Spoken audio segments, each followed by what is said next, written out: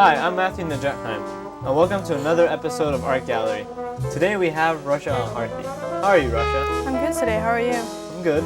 So tell me, what got you started into the art world? Kind of just watching my sisters that are really into photography. So I started out freshman year and beginner, and then I've continued advanced for the next 3 years. In terms of major art, who are your inspirations?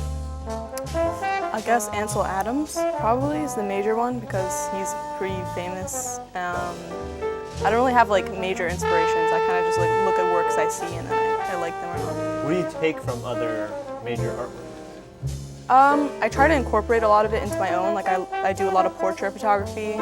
I like to do like high contrast photos, so I kind of look for like high contrast photos and then try to put it into my own work. Okay. And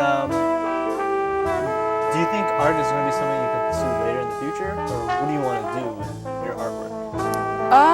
I think I'll pursue it later. I mean, maybe minoring in photography in college, but I'm not going to stop. It'll definitely be a hobby still. All right. Now, why don't you tell me about this piece right here? That's a photo of my mom. I took it in Utah, and it's on fiber paper, which is basically just the same thing as regular RC paper. You just develop it for a lot longer, and a lot of more work is put into it.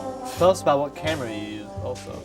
This is a film Nikon. It's an old Nikon camera. I don't remember the exact make, but basically I just got it from my mom like in the 70s. Is there anything that the picture highlights that you want to share with us?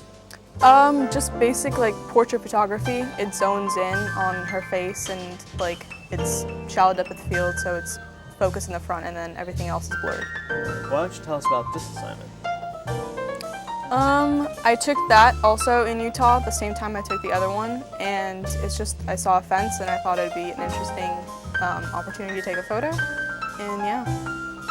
Is there anything that inspired you that like this fence is full of art? Is there anything that like popped out? Basically it just kind of looked antique-y to me, so I thought, you know, coming out in black and white, it'd look really interesting and really cool, and you'd be able to see the woodwork and everything. All right.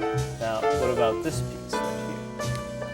That I took in Arizona, and I was actually hiking on a trail and I saw these like plants basically that looked really interesting, and I tried to take a photo of all of them. I was pretty much lying on the ground when I took this photo actually.